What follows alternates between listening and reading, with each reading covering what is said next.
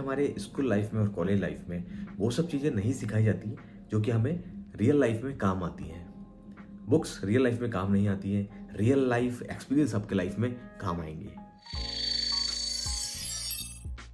तो इसमें सबसे पहला टॉपिक आता है पर्सनल फाइनेंस। पर्सनल फाइनेंस क्या होता है? लोग सोचते हैं कि जब पैसा आएगा, जब मैं कमाना शुरू करूंगा या फिर जब मेरे पास एक ठीक ठाक सा अमाउंट इकट्ठा होगा तो मैं अपने पर्सनल फाइनेंस के बारे में सोचूंगा। बट ये जो अप्रोच है पर्सनल फाइनेंस को लेके, ये बहुत ज़्यादा गलत है। पहले तो लोगों को पता ही नहीं है कि पर्सनल फाइनेंस होता क्या है। पर्सनल फाइनेंस समझना बहुत ज़्यादा ज़रूरी है। उसका कारण ये है, आपकी लाइफ इररेलेवेंट एक्सपीरियंसेस से घिरी हुई है।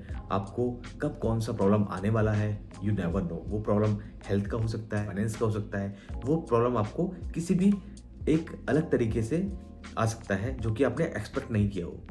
बिकॉज वो एक्सपेक्ट नहीं किया हो तो आपका सारा जो सिस्टम होता है वो गड़बड़ा जाता है। जैसा कि अभी पेंडेमिक के थ्रू काफ़ी लोगों के साथ हुआ, क्योंकि वो प्रिपेयर्ड नहीं थे, उनका पर्सनल फाइनेंस स्ट्रांग नहीं था।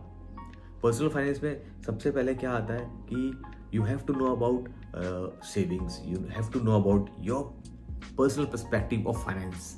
जैसे कि इंश्योरेंस लोग मिस कर जाते हैं, लोग भूल जाते हैं कि इंश्योरेंस कितना ज़्यादा ज़रूरी है। मान लीजिए आप एक जॉब करते हैं और आप एक ठीक ठाक सा अमाउंट कमाते हैं और आपने अच्छा खासा पैसा भी इकट्ठा किया, लाइक आपने एफडी की है, आपने एलआईसी ले ली है, आपने कुछ अदर पॉलिसीज में इन्वेस्ट कर दिया। आप यहाँ पे टर्म इंश्योरेंस लेना भूल गए, आपने अपना हेल्थ केयर इंश्योरेंस नहीं लिया, और भगवान ना करे कभी आपको हेल्थ का प्रॉब्लम आ गया, भगवान ना करे कभी आप अपने परिवार को छोड़ के चले गए, तो पीछे से क्या होगा?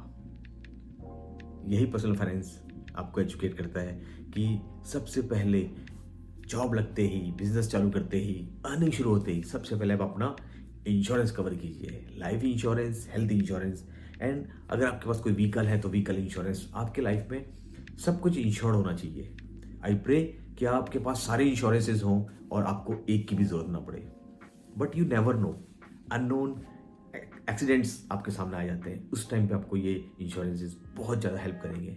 तो पहला है हमारा इंश्योरेंसेस। जब आप सफिशिएंट इंश्योरेंसेस से कवर हो जाए तो उसके बाद हमें प्रिपरेशन करनी है इमरजेंसी बजट की। इमरजेंसी बजट क्या हुआ? जो भी आपके मंथली एक्सपेंसेस आते हैं उसको आप अगर 3 या फिर 6 से मल्टीप्लाई करेंगे, लेट्स से कि आपका महीने का खर्चा है 30,000 रुपीज़, तो 30 इंटू 3 तो 90,000 रुपीज़, और 30 इंटू 6 यानी कि 180, 1,80,000 रुपये।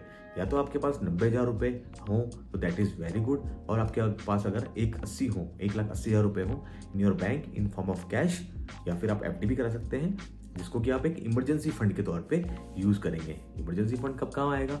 कभी आपको कुछ चोट लग गई और आप जॉब पे ना जा पाए, कभी आपको जॉब से हाथ धोना पड़ा कुछ टाइम के लिए, तो जो टाइम होगा उस टाइम में आप उस इमरजेंसी फंड के थ्रू आप अपना वो टाइम निकाल सकते हैं और आप नेक्स्ट जो चीज़ है उसकी तैयारी कर सकते हैं। तो इंश्योरेंस और इमरजेंसी फंड के बाद आपका आता है फाइनेंशियल स्टेबिलिटी। फाइनेंशियल स्टेबिलिटी का मतलब क्या हुआ कि आपके पास इतना फंड हो कि आपको 2 साल 3 साल अगर आप काम नहीं भी करते हैं, किसी कारण की वजह से अगर आपकी अर्निंग सोर्सेज रुकते हैं, तो आपके पास इतना फंड है, सफिशिएंट फंड है कि आपका 1 ईयर 2 ईयर आप आराम से उसको मीट कर सकते हैं। तो अगर आपके पास इंश्योरेंस प्रॉपर है, अगर आपके पास इमरजेंसी फंड की तैयारी है, और अगर आपके पास 3 साल 2 साल या फिर 1 साल का फंड है, तो you are financially stable.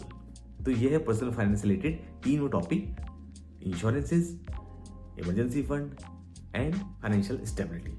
I hope कि पर्सनल फाइनेंस आपको कुछ क्लियर हुआ होगा। आप चाहते हैं कि मैं इसको और एलोबरेट करके और डिटेल में आपको समझाऊं तो प्लीज़ कमेंट करके बताइएगा मुझे। मिलते हैं नेक्स्ट वीक नए टॉपिक के साथ।